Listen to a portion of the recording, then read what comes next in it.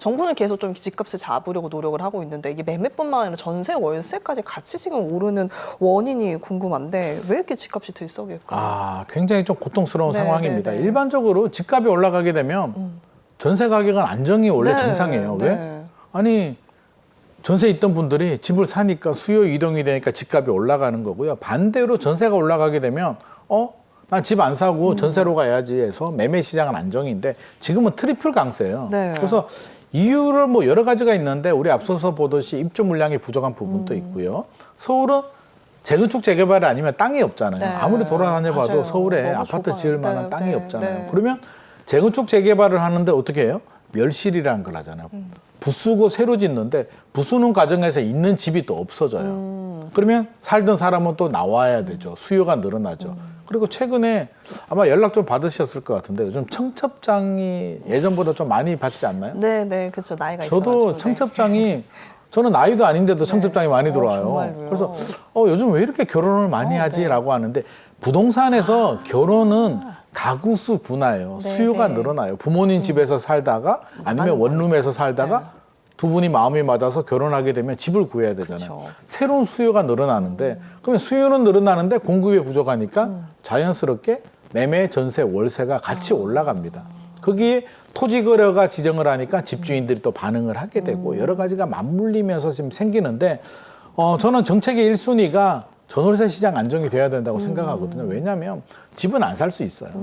안 사도 되잖아요. 네. 집값이 너무 비싸. 그러니까요. 대출이 안 나와. 내 네. 돈이 부족해. 안 사도 되는데 전세, 월세 가격이 올라가고 최근에 전세 매물이 없어지게 되면 이제 우리가 결혼을 하려고 하는데 아무리 봐도 전세 집이 없네. 우리 결혼 2년만 미루자라고 하면 네, 네. 결혼 안 하겠다는 소리잖아요. 그러니까요. 너 무슨 소리 하는 거야? 너 집도 못 구해? 라고 되기 때문에 그런 분들이 최근에 집을 사서 서울의 외곽 지역, 노동항, 금강구나 경기도 남부 축이 집값이 올라가는 거예요. 그래서 전월세 시장을 안정시켜줘야 안 사도 되는 분들은 머무를 수가 있는데 전월세 시장이 불안하니까 불안한 마음에 또 집을 사게 되고 네. 이 고리의 연속이 되면서 집값이 불안해지고 있기 때문에 정부도 이 부분에 대해서 아마 초점을 맞추고 많은 정책이 나올 것 같습니다. 그러니까 좀 전월세라도 좀 잡히길 바라보도록 하겠습니다.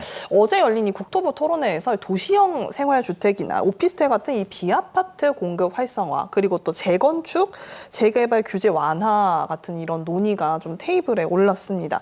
이런 방안들 좀 전월세 시장을 안정화시키는 도움이 좀 될까요? 닥치고 공급이라고 했잖아요. 네. 저는 다 해야 된다고 봅니다. 공공주도든 민간주도든 우리가 지금 가릴 때가 아니고요. 비아파트는 이제 그렇게 말씀하시는 분들이 있어요. 아니 우리가 아파트가 필요하지 빌라 오피스텔을 원하는 게 아닌데 왜 자꾸 빌라 오피스텔을 지으려고 해? 라고 생각할 수 있는데 그게 아니고요. 전월세가 불안하다고 했잖아요.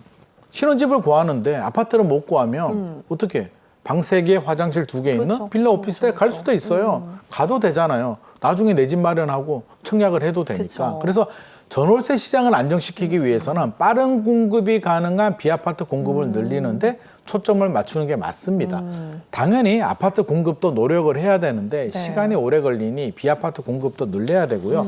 또 재건축 재개발도 진행을 하고 있잖아요. 네. 그러면 잘할 수 있도록 도와줘야 되겠죠. 이주비 대출 같은 경우도 이제 서울시가 정부로 요구하는데 사업이 다 끝나가요. 이제 이주 나가고 공사 들어가고 지으면 되는데 이주비 대출이 안 나와서 나 이사 못 가.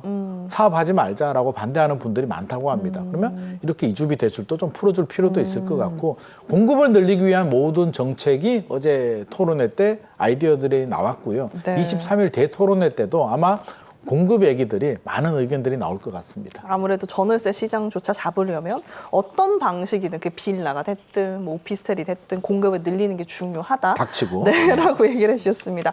어제 이제 국토교통부에 이어서 오늘은 이제 금융위원회가 또 내일은 이제 재정경제부가 토론회를 이어가게 되는데요.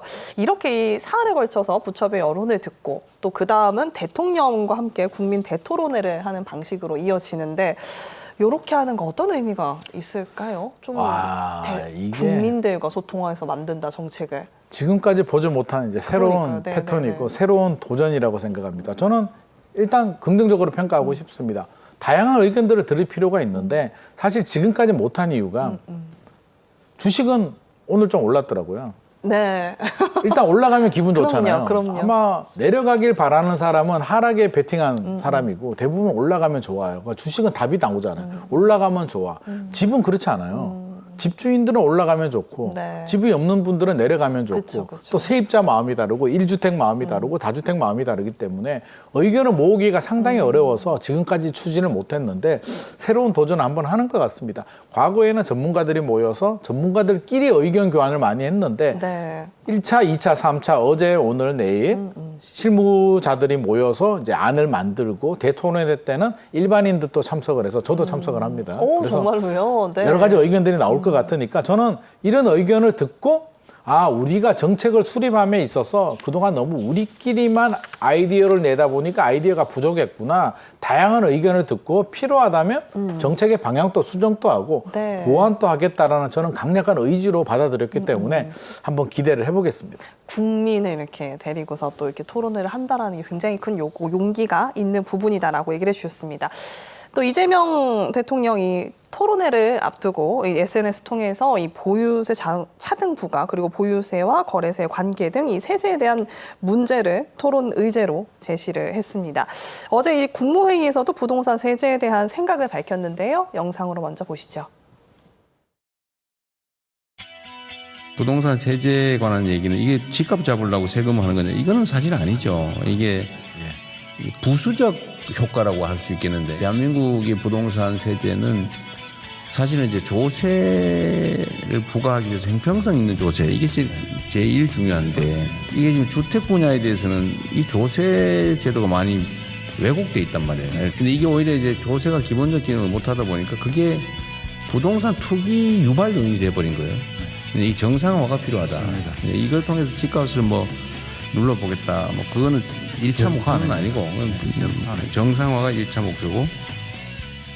네, 세금에 대한 이야기를 했습니다. 집값을 잡는 게 아니라 이 정상화가 1차 목표다 이렇게 얘기를 했는데 대통령이 이 세제 문제를 먼저 화두로 던진 배경 좀 어떻게 보시나요? 세제 개편이 7월 말 8월 초에 예정되어 있거든요. 이제 임박했습니다. 네. 근데 기존의 패턴을 보게 되면 그냥 거래세 올리고 한마디로 양도세 올리고 취득세 올리고 이미 올렸죠. 이제 보유세도 올리고 삼중 트리플 세금을 다 올리는 정책을 폈는데 노무현 문재인 정부 때도 또 매물 잠김 현상이 생겼습니다. 그래서 네. 저도 이번에는 똑같이 또 가는 거 아니야? 라는 생각을 했는데 대토론을 통해서 다양한 의견을 듣겠다고 하니까 아마 문제점을 인식을 한 것 같고요. 네, 네. 아마 보유세는 좀 올리되 거래세를 좀 내려서 밸런스를 맞추는 방안도 아마 고려가 되는 것 같고 네. 말씀하셨잖아요. 단순히 때리고 잡는 게 아니라 정상화라고 했기 때문에 우리 서민 주거 안정을 위해서 서민들이 안심하고 거주할 수 있는 환경을 만들기 위한 노력이 아닐까 생각을 합니다. 네, 좋습니다. 김인만 소장님과 함께 봤습니다. 자, 저희 맞춰보도록 하겠습니다. 오늘 말씀 고맙습니다.